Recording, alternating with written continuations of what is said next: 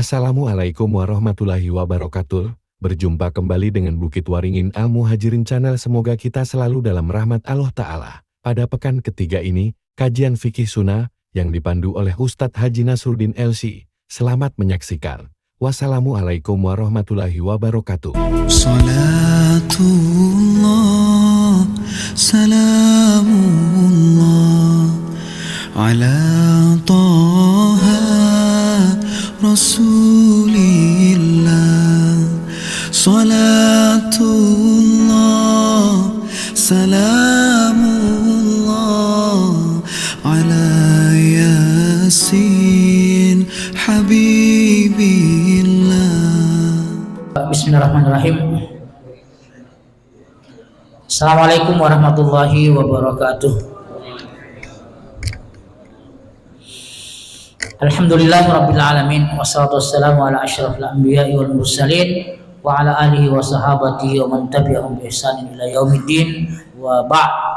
Asyhadu an la ilaha illallah wahdahu la syarikalah, asyhadu anna Muhammadan abduhu wa rasuluhu la nabiyya ba'dah. Hadirin Bapak-bapak dan saudara-saudaraku yang saya cintai, pertama-tama mari kita semuanya di kesempatan yang baik ini ba'da salat maghrib menunggu isya, semoga kita semuanya seperti sabda Rasulullah adalah orang yang menunggu waktu salat ke waktu, orang yang duduk menunggu salat dari waktu salat ke waktu salat berikutnya adalah terhitung seperti orang yang senantiasa salat. Dan orang yang duduk dalam majelis-majelis seperti ini adalah sepanjang duduknya itu ditaburi dengan rahmat atau kebaikan dari Allah Subhanahu wa taala. Selawat dan salam kita haturkan kepada junjungan kita Muhammad sallallahu alaihi wasallam serta keluarga, para sahabat dan para pengikut beliau hingga di akhir zaman nanti insyaallah. Hadirin Bapak-bapak dan saudara-saudaraku yang saya cintai, tema kita pada malam hari ini masih tentang pernikahan, dan malam ini kita akan masuk pada tema yang lebih inti lagi adalah tentang akad nikah. Sebenarnya tema ini bukanlah sesuatu yang baru buat kita, karena bahkan kita adalah orang-orang yang sudah pernah melaluinya. Tetapi lagi-lagi ini adalah bekal pengetahuan buat kita semuanya, dan tentu juga buat anak dan generasi kita. Bapak-bapak dan saudara-saudaraku yang saya cintai,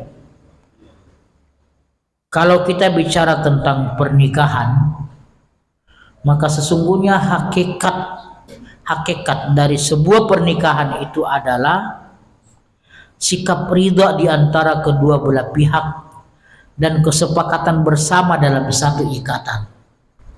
Jadi antar suami istri harus ada ridha di antara yang saling ridha antara satu dengan yang lain.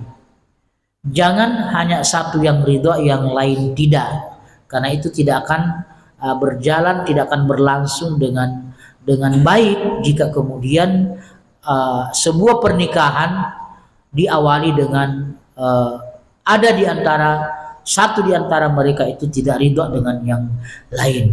Maka proses yang kita sudah lalui, ya, mulai dari ta'aruf kemudian meminang dan atau melamar sampai kepada akad nikah, ini adalah proses yang bukan proses yang main-main.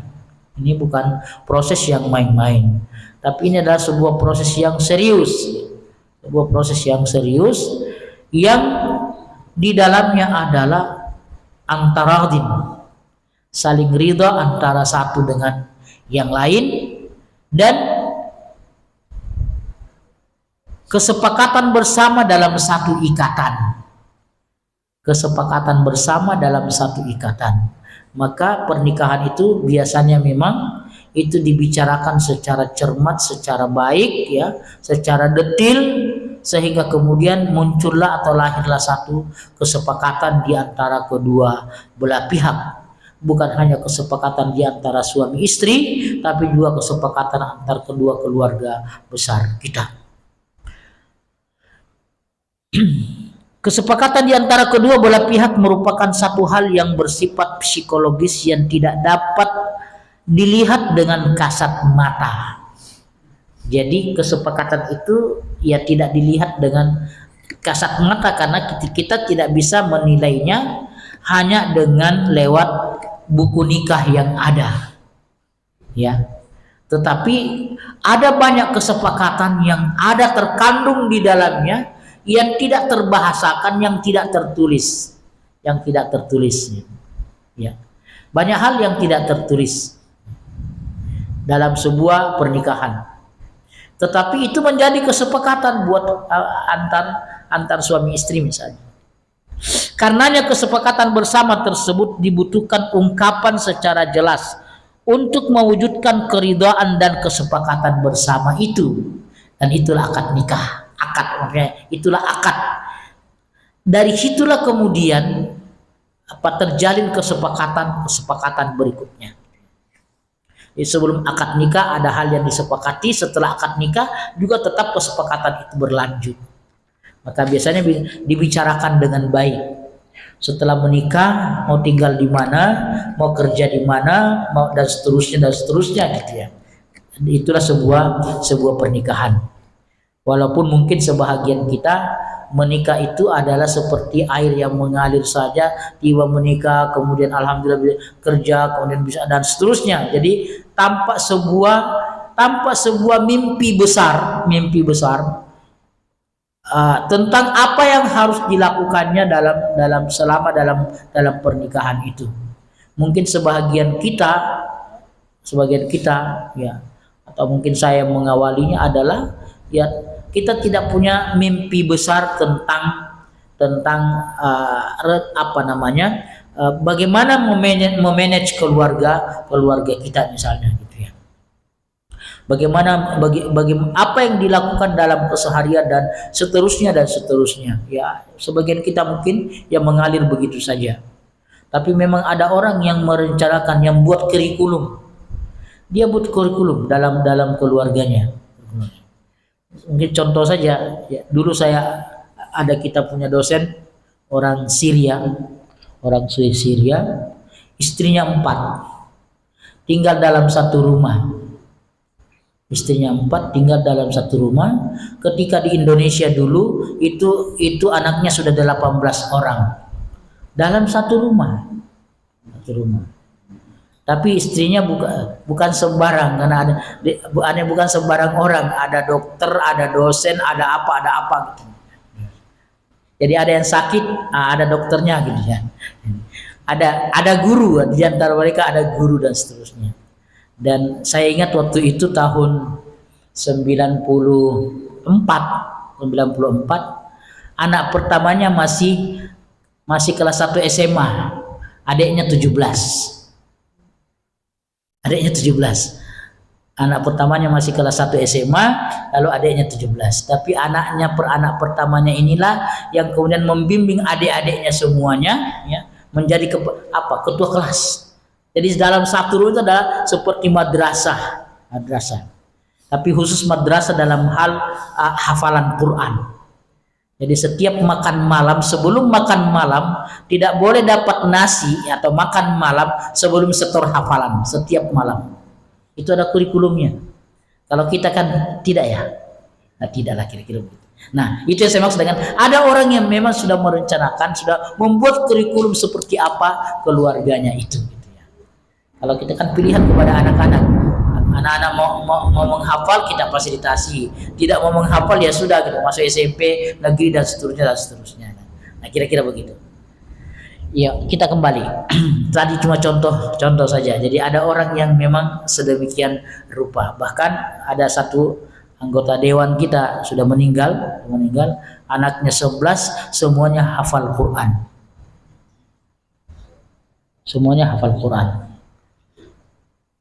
Dia tinggal tidak jauh dari kita. Dia tinggal di Jakarta. Baik. Kalimat yang diungkapkan oleh pihak pertama menggambarkan keinginan untuk menjalin ikatan pernikahan. Jadi dari pihak perempuan berarti ya, disebut pihak pertama. Saya nikahkan dan kawinkan anak perempuan saya A, B, C, D dan seterusnya sampai selesai. Ya ada keinginan untuk menjalin hubungan itu. Sebab kalau orang tuanya tidak mau ya dia tak bakal saya nikahkan dan kawinkan anak kandung. Dia tak bakal melakukan itu. Tapi karena dia ingin diawali dengan ingin menjalin hubungan itu, maka kemudian diucapkanlah itu. Lalu itu pihak pertama yang dikenal dengan istilah ijab. Jadi ijab, nanti ada kabul, ijab kabul kan itu. Ada ijab, pernyataan dari wali perempuan yang mengatakan saya nikahkan dan saya kawinkan anak perempuan, anak kandung perempuan saya atau anak kandung saya Fulana binti Fulan dengan mahar A, B, C, D dan seterusnya. 2 hari yang lalu saya dari Makassar PP berangkat pagi setelah akad nikah pulang, maharnya lumayan 60 juta. Harga maharnya hampir 100 juta. 100 juta.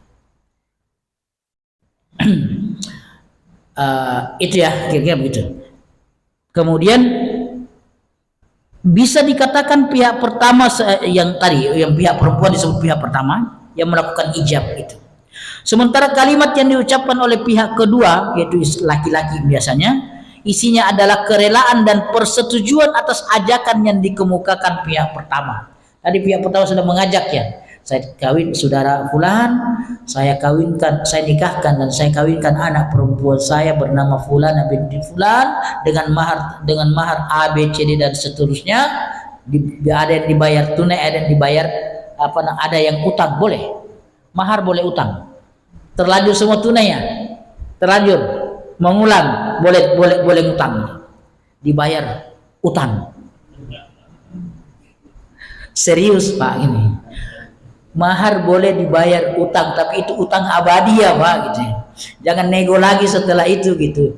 Sudah disebutkan mahar sebotol air mineral, tiba-tiba setelah nanti selesai akad, Pak boleh nggak 1 gelas saja gitu. Nggak bisa lagi ditawar. Maka mahar itu sesuatu yang dibicarakan.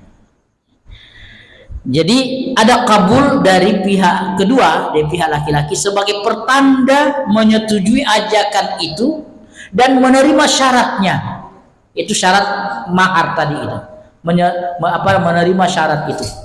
Jangan sampai kemudian baru nego ketika sudah saya nikahkan dan kawin anak saya dan seterusnya tiba-tiba kemudian Pak tolong dikurangi sedikit Pak, ini terlalu mahal, 100 juta terlalu mahal, bagaimana kalau 10 juta. Jangan nego di situ, nanti negonya sebelum itu, karena nanti ketika di depan saksi, depan hadirin semuanya itu adalah tinggal kalau kita tinggal memang itu adalah inti daripada tapi dari sisi harga dan mahar tadi itu sesungguhnya tinggal mengulangi apa yang kita sudah sepakati di awal.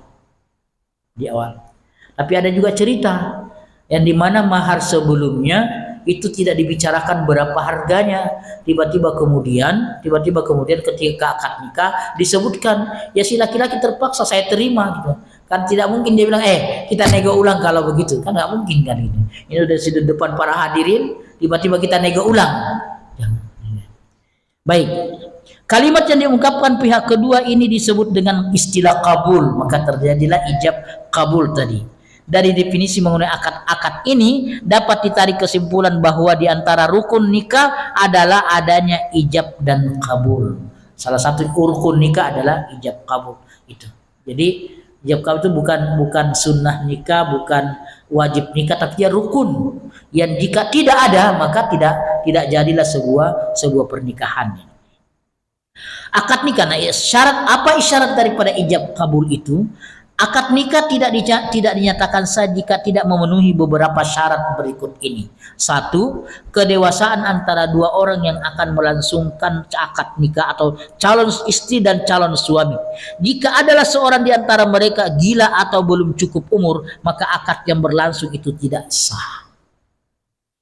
Tidak cukup umur itu artinya belum apa namanya ya, ada umur-umur tertentu. Nah, kalau misalnya di undang-undang kita, undang-undang pernikahan Indonesia, di kita di Indonesia adalah perempuan umur 18 sekarang, 17 ya.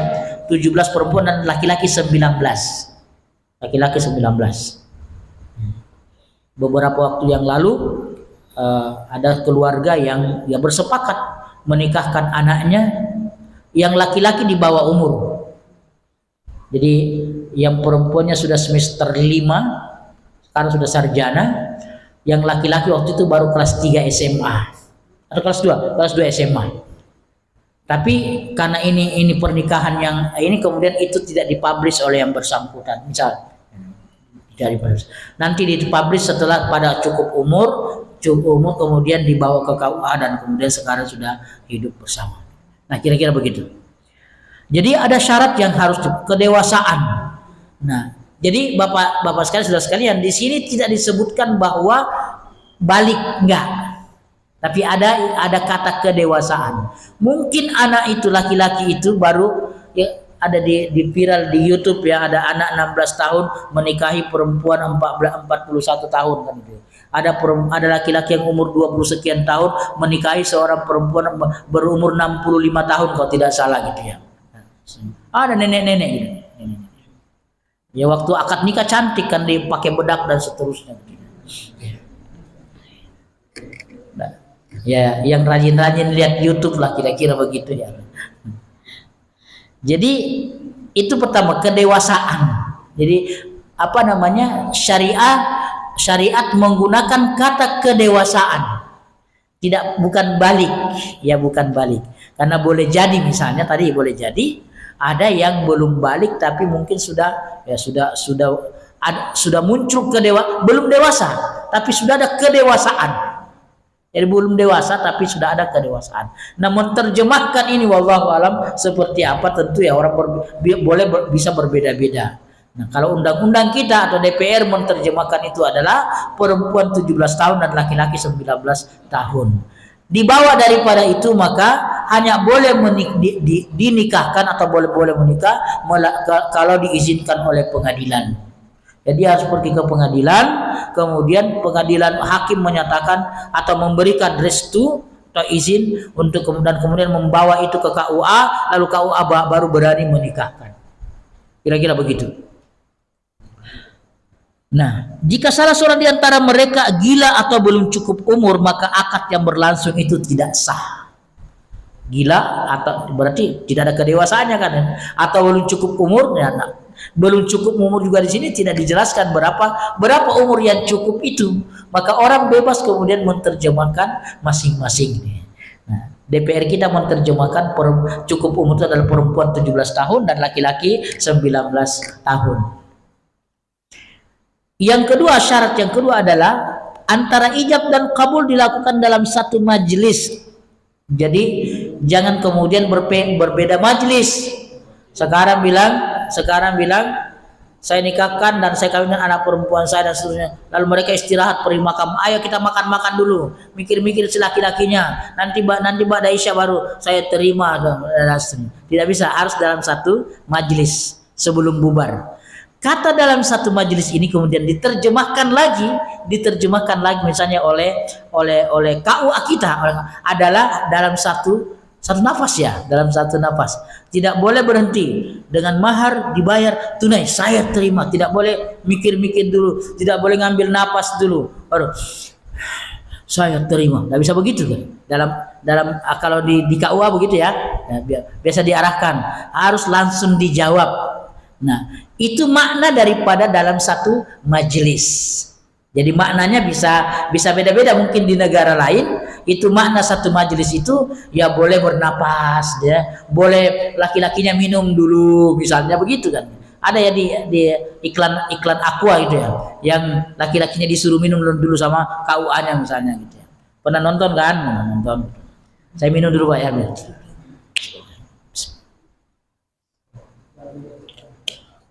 Habis minum baru bilang saya terima nikahnya fulan binti fulan dengan mahar tersebut dibayar tunai. Kira-kira begitu.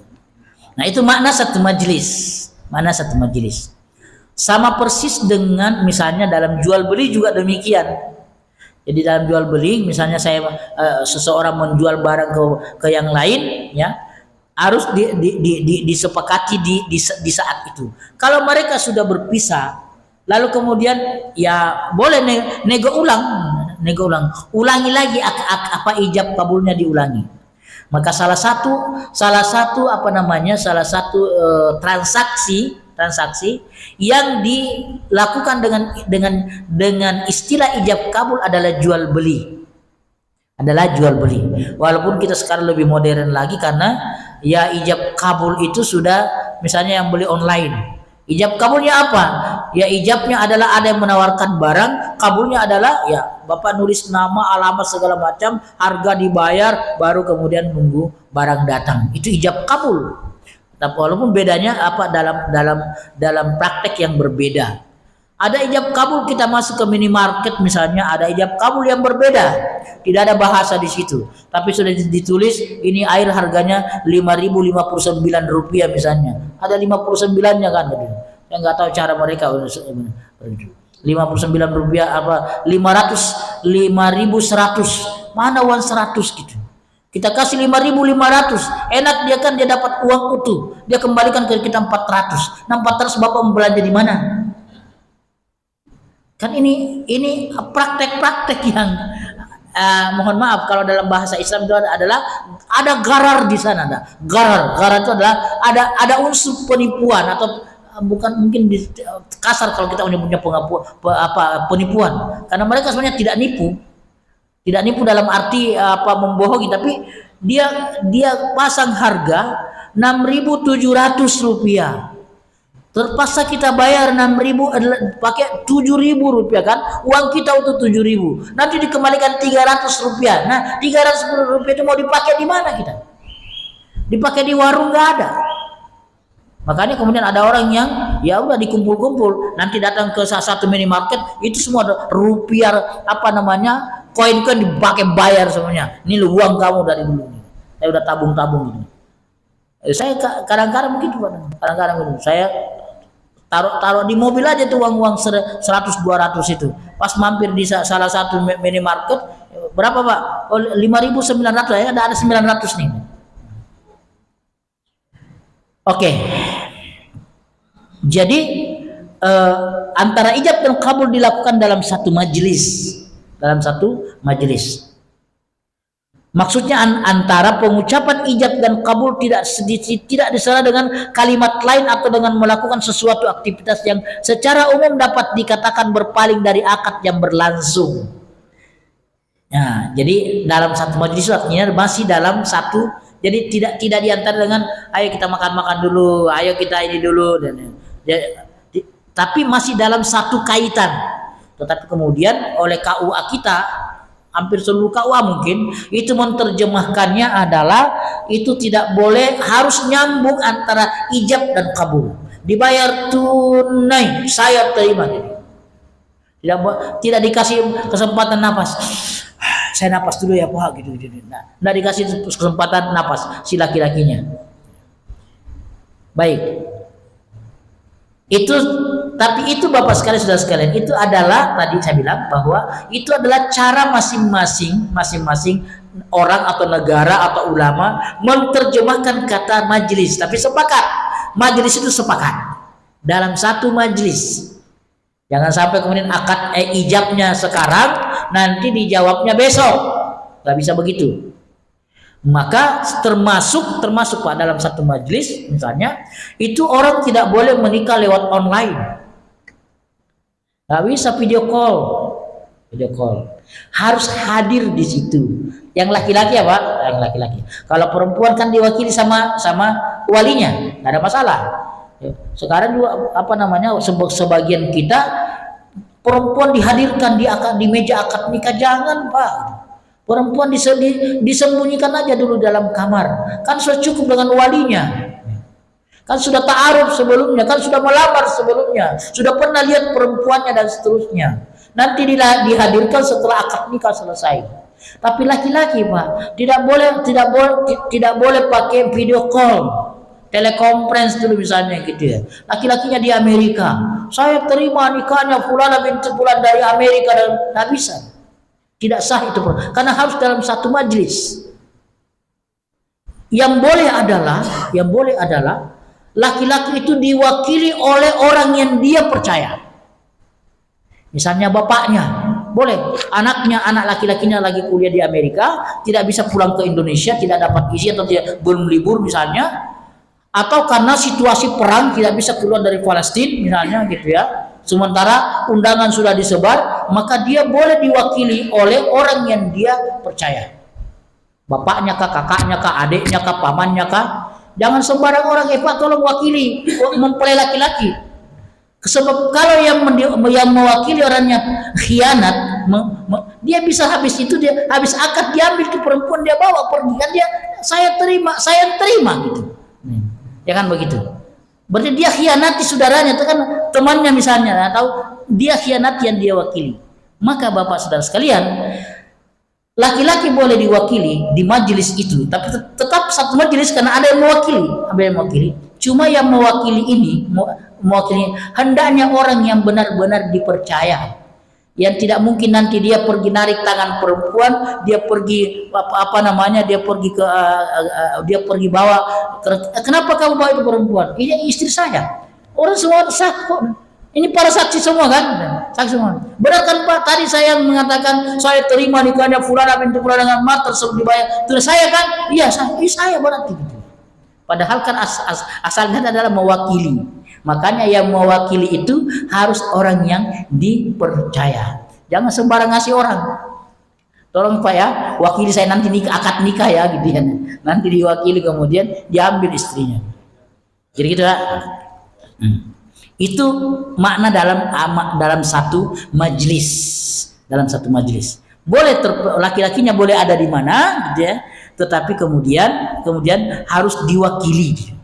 Misal atau bagaimana misalnya dengan orang yang yang menikah orang bisu. Dan bisu itu kan berarti tuli dan tidak bisa bicara. Otomatis ya Pak, bisu itu pasti tuli. Karena dia tuli, maka kemudian dia tidak perlu mendengarkan kata-kata sejak lahir, maka kemudian akhirnya dia bisu. Ya, kan begitu. Bagaimana orang bisu menikah? Boleh. Ya tidak ada larangan bahwa orang bisu menikah. Orang bisu juga normal juga kan, normal. Ya. Ada kakak ipar sepupu itu bisu, anaknya banyak dan sehat-sehat semuanya. Artinya dia bertanggung jawab. Jadi bagaimana orang bisu? Apakah boleh dia akad nikah dengan nggak bisa, harus diwakili Pak. Diwakili. Jangan sampai dan seterusnya, lalu kemudian orang nggak paham, bingung saksi kan itu. Ini sah apa tidak ya? Ini sah apa tidak? Nah, kira-kira begitu. Jadi kalau orang bisu itu diwakili, atau misalnya orang yang bicaranya tidak bisu tapi bicaranya tidak lancar misalnya, atau tidak dipaham semua orang bahasanya, kata-katanya misalnya, maka orang itu biasanya diwakili. Karena tidak bisa juga tertulis Pak. Misalnya kemudian dikatakan begini, saya nikahkan dan kawinkan anak perempuan saya fulana binti fulan dengan mahar A, B, C, D dan seterusnya. Tiba-tiba dia sodorkan tulisan. Baca Pak. Tidak bisa begitu. Harus dilafalkan. Dan itulah salah satu niat yang wajib dilafalkan. Ya. Niat yang wajib karena niat dalam akad dalam pernikahan adalah ketika ijab kabul, itulah niat. Dari situlah berniat. Yang awal tuh rencana Pak, rencana menikah tanggal sekian, agenda pernikahan tanggal sekian, itu agenda, itu rencana. Tapi niat adalah ketika mengatakan saya terima nikahnya fulana binti fulan dengan mahar tersebut dibayar tunai. Nah, itu baru. Itu wajib dilafalkan dan tidak boleh suaranya kecil. Tak kedengaran gitu. Saksi gimana? Bingung saksinya. Sah apa tidak sah ini barang. Jadi harus dilafalkan dan harus menggunakan bahasa yang dipahami oleh saksi. Nah ini kadang-kadang mungkin terjadi di kita, misalnya karena dia Pak Kiai guru pesantren atau Kiai lah kira-kira begitu, dia nikahkan anaknya dalam bahasa Arab, yang laki-lakinya santri juga, dia jawab dengan bahasa Arab, tapi saksi nggak ngerti. Ini bapak ngomong apa gitu, kamu ngomong apa gitu, nggak bisa. Jadi kalau begitu maka saksi harus orang yang ngerti juga bahasa Arab, ya Pak ya. Atau misalnya janganlah bahasa Arab. Kalau bahasa Arab semuanya kita kalau sudah angkah tuka wazawwajku, berarti ini nikah nih, berarti kan gitu ya. Pahamlah kita kira-kira begitu kan gitu ya. Adalah ihdinas siratal mustaqim gitu kan. Adalah kita bisa raba-raba maknanya gitu. Bimaharin, oh mahar berarti gitu. Kan gitu ya. Jadi bisa kita raba maknanya misalnya. Tapi kalau dia bahasa Mandarin, sementara kita nggak pernah bergaul dengan orang-orang yang berbahasa Mandarin, ini ngomong apa? Tanya saksi sah, bingung saksinya Pak pasti. Karena saksi tidak boleh mengatakan sah kalau dia tidak paham apa yang sedang dia saksikan. Saksi harus paham Pak, bahwa ini sedang berlangsung pernikahan. Jangan sampai kemudian ada Pak jadi saksi ya, jadi saksi. Ini Pak jadi saksi. Dia mengira saksi pernikahan atau saksi bukan pernikahan, tapi ternyata ini saksi pernikahan. Nggak bisa. Jadi saksi pun nanti kita bahas. Saksi pun harus paham bahasa yang digunakan dalam ijab kabul tadi. Maka mohon maaf, walaupun Bapak misalnya bisa bahasa Arab atau lancar bahasa Inggris, calon menantunya orang Inggris misalnya atau orang bule, tapi tolong saksinya harus cari saksi yang memang paham bahasa Inggris. Jangan panggil saya Pak kalau jadi saksi, kalau apa namanya ijab kabulnya bahasa Inggris, jangan panggil saya. Panggil Ustaz Sobari gitu. Bisa deh. Gitu. Jangan panggil. Nah kalau Pak Kiai yang mau menikahkan anaknya dengan bahasa Arab dan laki-lakinya santri, panggil saya. Panggil saya. Bisa insya Allah. Nah, kira-kira begitu. Jadi saksi pun harus itu. Itu makna dalam kata satu majelis. Bapak-bapak dan saudara-saudara yang saya cintai, kemudian saya kira kalau kalimat akad sudah kita hafalah semuanya. Hendaknya ijab dan kabul menggunakan bahasa yang bisa dipahami oleh wali dan calon suami.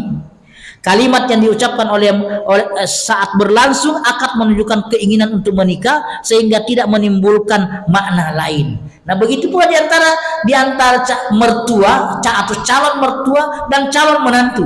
Walaupun sebentar lagi mereka adalah mertua dan menantu. Ini masih calon ya. Itu harus disepakati Pak bahasanya. Bahwa bahasa yang digunakan oleh calon mertua haruslah bahasa yang dipahami oleh calon menantu. Ya. Jangan sampai kemudian calon mertuanya orang Bugis sekampungnya Pak Haji, lalu kemudian mertuanya calon menantunya orang dari Sunda, gitu. Nggak ngerti bahasa Bugis. Yang di sana tidak ngerti bahasa Sunda, nggak mengerti pula bahasa Indonesia. Apa yang terjadi Pak? Jadi harus paham. Nah, kalau begitu bagaimana solusinya? Ya memang harus kursus bahasa Bugis dalam beberapa waktu, sehari ke 2 hari ke gitu. Minimal dia pahami bahasa yang diucapkan oleh calon mertuanya nanti, ya. Minimal dia paham. Oh, saya nggak ngerti juga Pak kalau mau pakai bahasa Bugis. Misal begitu contoh. Atau bahasa Jawa, bahasa Sunda. Gitu. Jadi harus dipahami oleh dua belah pihak. Sepakati satu bahasa. Maka ya sebenarnya kita jangan neko-neko lah misalnya gitu ya. Pertama kalau calon mertua tidak bisa bahasa Indonesia misalnya, maka kan ada solusi lain. Apa solusinya? Mewakilkan. Tolong Pak KUA nikahkan anak saya. Kan pasti KUA-nya pasti bisa bahasa Indonesia. Kalau KUA tidak bisa bahasa Indonesia, jangan jadi KUA lagi. Jangan jadi KUA di Indonesia, kira-kira begitu ya. Kalau tidak bisa bahasa Indonesia. Gitu. Jadi itu solusinya. Walinya bisa diwakilkan atau perwaliannya bisa diwakilkan, yang akan yang akan menikahkan bisa diwakilkan. Itu solusi. Kalau misalnya calon menantunya tidak ngerti bahasa daerah tersebut dan calon mertuanya tidak bisa bahasa Indonesia, harus dipertemukan. Jangan kemudian pernikahan digagalkan. Pernikahan digagalkan pokoknya karena kita tidak sepaham bahasa, maka nikahan gagal. Pak, jangan. Ini sesuatu yang besar, jangan runtuh dengan hal yang kecil. Cuma hal yang kecil ini masalah bahasa, ini jadi pokok juga, inti juga. Jadi syarat yang harus kita lewati. Nah, kira-kira begitu. Cari cara, insya Allah ketemu. Kan selama ini kita sudah melihat kan banyak ada orang Indonesia ketemu dengan bule dan suaminya bule, macam-macam gitu ya. Ada yang suaminya Afrika, jadi orang ini yang ada solusi. Kan sekarang tidak lagi kemudian orang Bugis ketemu Bugis, Jawa ketemu Jawa, dan sekarang bercampur. Besan saya orang Jawa gitu, sama orang Betawi gitu. Baik, bapak-bapak dan saudara-saudara yang saya hormati, itu tentang kalimatnya. Nah, kalimat yang diucapkan saat berlangsungnya akad menunjukkan keinginan untuk menikah, sehingga tidak menimbulkan makna lain. Tidak boleh ada makna lain. Jangan-jangan makna yang dikehendaki oleh calon mertua beda dengan makna yang dikehendaki oleh calon menantu. Harus sepaham. Ibnu Taimiyah berkata, akad nyatakan sah apabila secara umum orang menyatakan bahwa yang bersangkutan melaksanakan akad nikah. Apapun bahasa dan kalimat yang dipakai juga untuk sesuatu perbuatan. Hal yang sama berlaku pada jenis akad yang lain. Tetapi kemudian tidak harus bahwa si calon menantu karena mertuanya adalah orang Sunda, misalnya jangan tersinggung orang Sunda. Calon menantunya bukan orang Sunda, kemudian harus menguasai bahasa Sunda, tidak. Yang penting dia sudah tahu ada kata akad, sudah ada kata nikah di situ, ada kata kawinken misalnya, dan seterusnya gitu ya. Jadi si calon menantu harus tahu minimal tidak menguasai bahasa itu, tapi kemudian harus mengerti ya, paham apa yang dimaksud oleh calon mertuanya.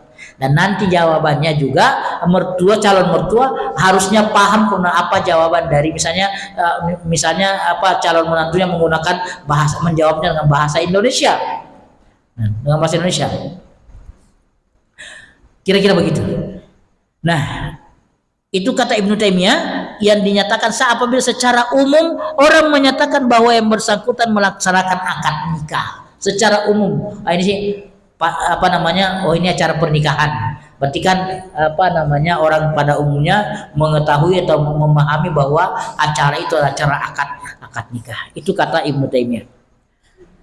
Kemudian berikutnya adalah akad nikah dengan menggunakan bahasa selain bahasa Arab. Para ulama sepakat bahwa akad nikah dengan menggunakan bahasa selain bahasa Arab hukumnya boleh dan diperbolehkan dan sah apabila salah satu atau kedua belah pihak melakukan akad nikah dengan memahami bahasa Arab. Tetapi apabila kedua belah pihak kedua belah pihak memahami bahasa Arab dan dapat menggunakan saat berlangsungnya akad, mengenai hal ini ada perbedaan misalnya. Jadi bapak-bapak sekalian, memang aslinya atau asalnya adalah menggunakan bahasa Arab. Ini kan masalah ibadah ya, aslinya di situ. Tapi kemudian ulama sepakat bahwa boleh menggunakan bahasa yang lain, dan inilah yang kita anut semuanya. Tidak ada ulama yang ngotot bahwa akad nikah wajib hukumnya bahasa Arab. Kalau selain bahasa Arab adalah tidak sah misalnya pernikahan. Tidak ada ulama yang bicara begitu. Karena satu-satunya yang disepakati ulama ibadah yang berbahasa Arab hanya sholat. Selain sholat maka silakan menggunakan bahasa yang lain, termasuk niat.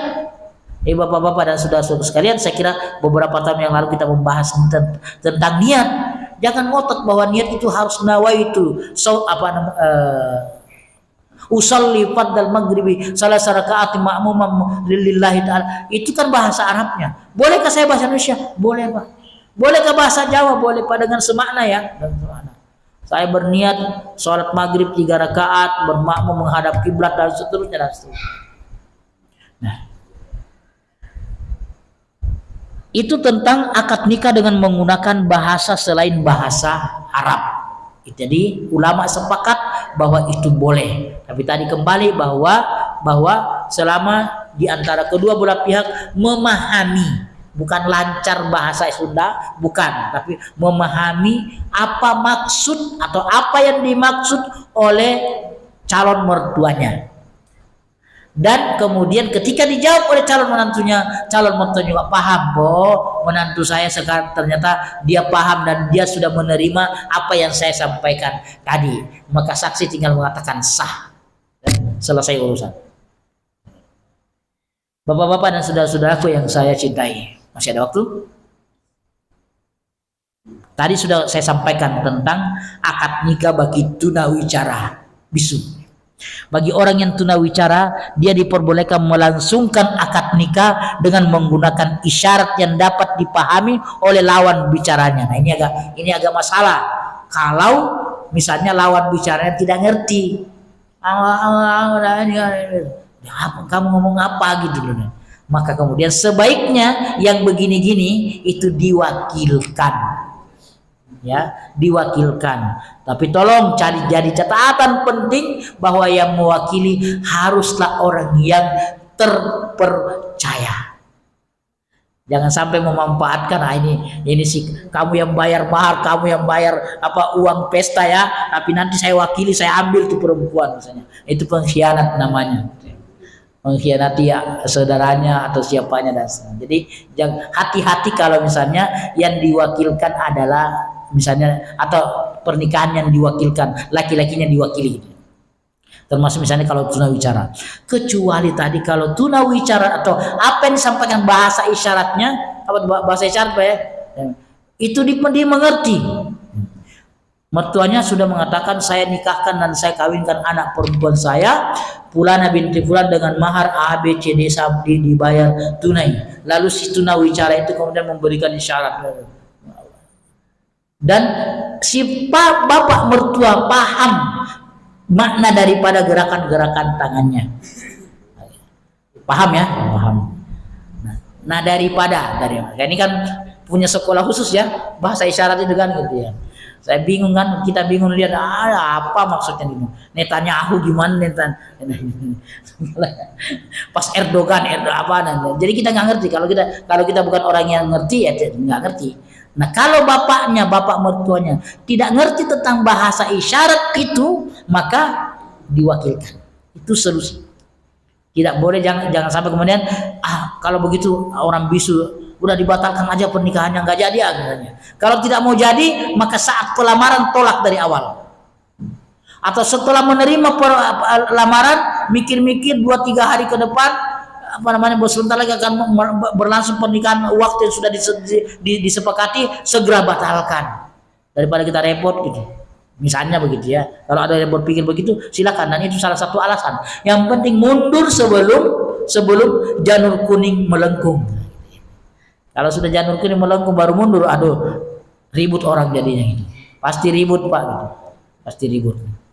Ada yang keluar celurit lah, ada yang keluar parang lah dan seterusnya. Baik bapak-bapak dan saudara-saudaraku yang saya cintai, itu tentang isya Pak. Belum.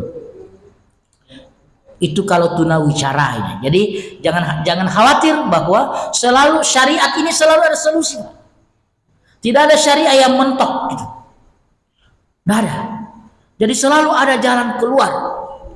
Selalu ada solusi. Ada solusi. Ini ayat yang dibaca Ustaz Iwan tadi luar biasa kan gitu. Inna ma'al usri yusra fasanu yassiruhu lil yusra. Memang ada kelompok yang dimudahkan oleh Allah untuk dimudahkan dalam hal urusan-urusannya. Ada juga yang dimudahkan untuk kesulitan-kesulitan. Fasan yassiruhu lil usra. Ada orang yang dimudahkan menempuh jalan yang supaya dia terus sulit. Dia dibiarkan jalan oleh Allah, tapi di depan itu ada kesulitan yang dia tidak bisa hadapi gitu ya. Ada orang yang kesulitan kemudian oleh Allah dibimbing untuk menempuh dan menyelesaikan urusannya. Selalu ada solusi dalam syariat ini. Tidak ada syariat yang mentok Pak. Ada.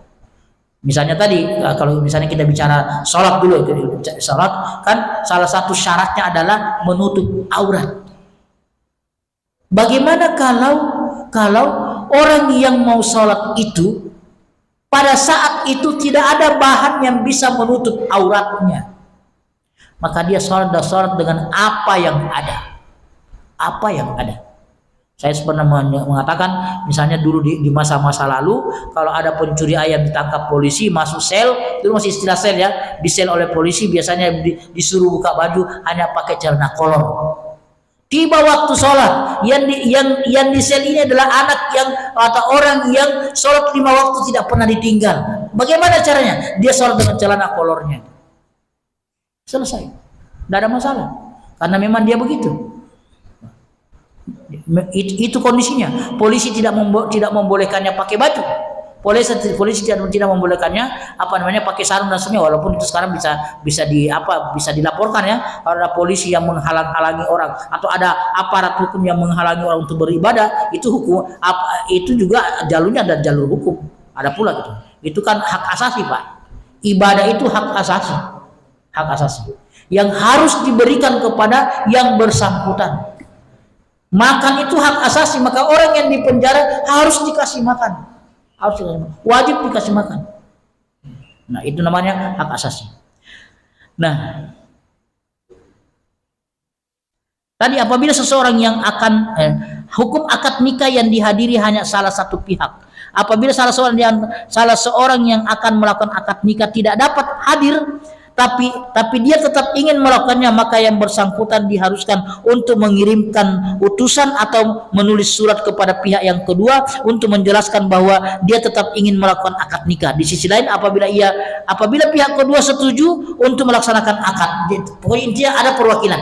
Itu bahasa sederhananya. Harus, kalau misalnya tadi laki-lakinya tidak bisa hadir, maka harus bisa diwakili. Siapa yang mewakili? Nah, terserah. Itu juga bukan Allah tidak, atau syariat tidak menentukan harus bapakmu, harus kakakmu, harus adikmu, tidak. Yang penting saya bilang tadi bahwa orang yang menjadi perwakilan itu adalah orang yang bisa dipercaya. Karena ini masalah serius, Pak. Karena dia yang kabul, maka dia boleh jadi dia berubah niat, berubah pikiran, tiba-tiba dia ambil perempuan itu dibawa pergi. Dituduhlah dia kawin lari. Dia bukan kawin lari, sah akad nikahnya. Cuma ini adalah masalah khianat atau tidak khianat, dipercaya atau tidak dipercaya. Subhanakallahumma bihamdika, asyhadu an la ilaha illa anta, astaghfiruka wa atubu ilaik. Assalamualaikum warahmatullahi wabarakatuh.